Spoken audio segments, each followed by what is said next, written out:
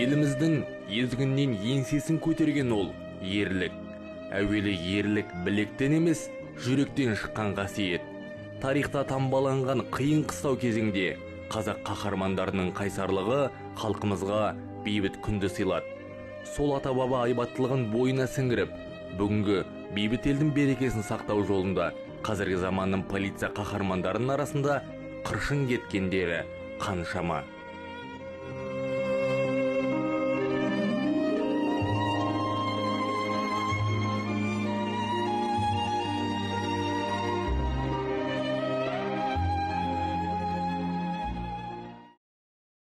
Сол қаһармандардың қатарынан Астана қаласы Ішкі істер департаментінің Сарыарқа ауданы Ішкі істер басқармасы криминалдық полиция бөлімінде жедел уәкіл болып абыройлы қызмет атқарған Самат Болысқұлұлы Шоқанов ойып орын алады. 1987 жылы Жезқазған қаласында дүниеге келген қаһарманның жастық шағы Алматы, Балқаш өңірлерінде өтті. Көңілі табиғатпен үндескен дала баласының жаны еркіндікке ерекше құштар еді. Бойына біткен кең пейілділігі мен адалдығы әкесінің ақылынан, анасының ақ махаббатынан дарған болса керек. Балалық шағынан бастап жүрегіне ұялаған арманы полицей болып, қоғамда әділдікті орнату еді. Өзінің арманы өзінің ес болғаннан кейін бетінен ешқандай да қаққан жоқпыз. Өзі істесін осындай. Өзінен өзі өмір сүруді үйренсін, енді жас емес қой, оқу бітіргеннен кейін әркім баласын солай ойлайды. Сол тесттерімнен өттім, серігінен лейтенанттың званиясын алдым деп, қоғамда барлық жақсылықтарына, жетістіктерімен қуана кірдім. Жұмыс қатты қиын болса да, ылғи звондаймын, мамам перезвоню деп, жұмыста да бір демалыс жоқ. Жас болғасын шығар, жұмсайды ғой жас болғаннан кейін, күндіз-түні жұмыста артымнан бір барайын, не істеп жатсың бір жағдайыңа десем. Мама келгенде сен мені көрмейсің дейді. Мен жұмыста боламын, или демаламын, ұйықтаймын да, жұмысқа қайтадан барамын дейді. Мен сондай графикім жесткий дейді, мені көрмейсің даже дейді.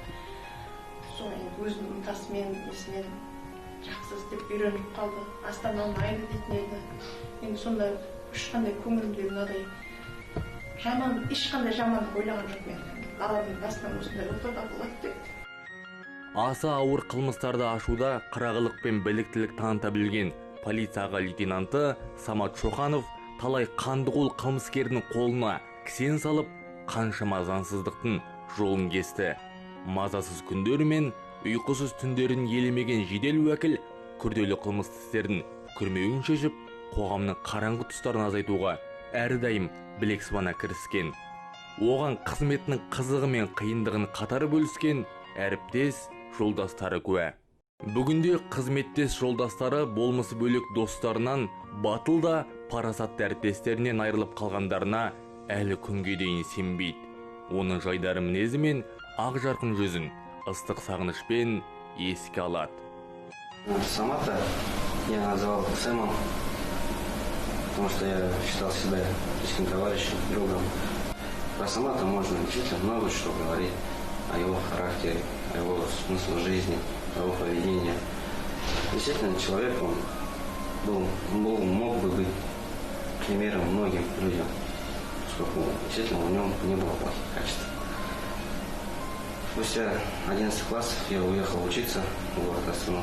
Когда я приехал после учебы, я устроился в органы внутренних дел, я встретил Самата, счастливого, молодого парня, в глазах у него был огонь, рвался в бой.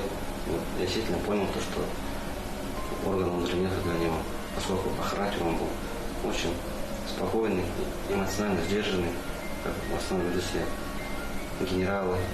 Действительно, если ему что-нибудь скажешь сцену, да, вот между нами, вот там вот так будет, он никогда никому не расскажет. Он мог хранить тайны. Он действительно был человеком слова. Қаһарман Самат Шоқановтың туып өскен мекенін, білім алған мектебін аралап, оның жастық дәуренін көз алдынан өткізгендей болдық. Біздің қаламыздағы ескі мектепте оқыдым, сондықтан жаңа электрикасы енді оқыған кезінде 30-40 бала оқыған, жаңа солдардың әрқайдың болатын, сол Самат қыздың осы партада отыратын, осы жерде отыратын.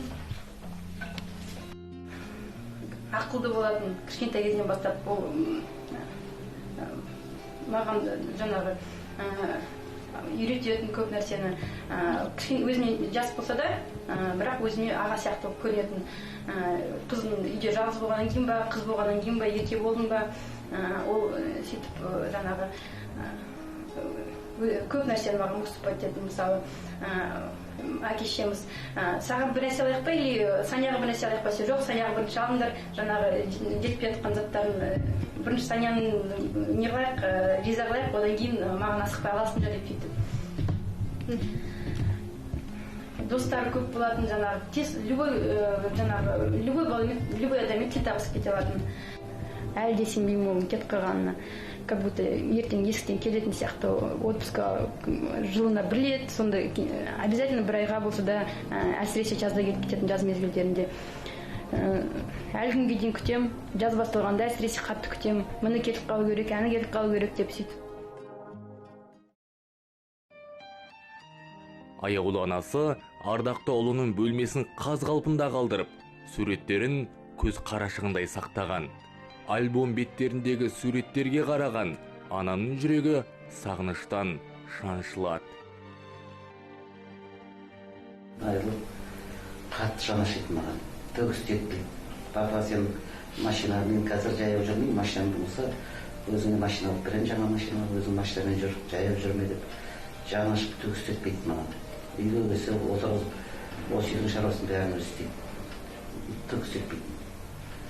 Сондай алтын балам болды. Жолдастарым адал болды, өте адал. Жолдастар деген іскен асын бере қоятын жаңағы. Сондай бала болды. Бізді жұмыс істемесе де жолдастарым жақсы көретін, бәрі жолдастарым. Енді білмеймін, тірегім, артындағы тірегіме сенім де сол балам артып отырдым қазір. Білмеймін, әлі қалай өмір сүремін, аяқ өзім жағдайым мынандай қазір. Инвалид салып тұрмын қазір. Үйленсе керек, тойын көрсек деп армандадық. Жүректегі мұңын, көңілдегі сырын үнемі жайдарлы жүзінің артына жасырған Самат қызметіне қаншалықты берілген болса, достарына соншалықты адал болатын еді. Күні кеше орталарында ойнап күлген достарының асыл бейнесі бүгінде сағым мен елеске айналғандай. Ерте есейген бала папасынан көлігін ұрлап бізге бәрімізге үйді айналшықтап машина үйрететін. Кейіннен енді көшеге неге шыға берген Самат жаңағыдай балық аулауға, аңшылыққа, саятшылыққа өзі әуес болды. Өзі қанында болған болмысы ма, мынау көлдің арғы бетінде Құйған деген ауылда атамекені туған екен. Сол енді қазақы қайтады ғой. Асқарда туған, тауда туған халық асқар болады, көлде туған дархан болады деп сол Саматта сол дархан мінездің бүкіл болмысы Саматта болды деп ойлаймын өз досыммен бәрімізге. Самат деген ерекше, досқа адал, бір айтқанын істейтін, сертке берік азаматтың бірі. Әрине, Самат осындай орны толмас қайғы бізге, Самат жетпейді бізге. Сағынамыз, қайран досым. Жаның жәннатта болсын. Есірткі тасымалдаушы қаскүнемді құрықтау кезінде Самат Шоқановтың бар ойы қылмыскердің әрекетіне балта шабу еді. Ақтық демі қалғанша отан алдындағы парызына адал болып қалған Самат Шоқановқа Қазақстан Республикасының президенті Нұрсұлтан Назарбаевтың 2014 жылғы 5 желтоқсандағы нөмірі 974 жарлығымен 2 дәрежелі айбын ордені тағайындалды. Ғұмыры атқан оқтай, шапқан аттай өте шыққанымен полицияға лейтенанты Самат Шоқановтың ақтық демі қалғанша сертіне адал, намысына беріктігі баршаның жадында мәңгі қала бермек.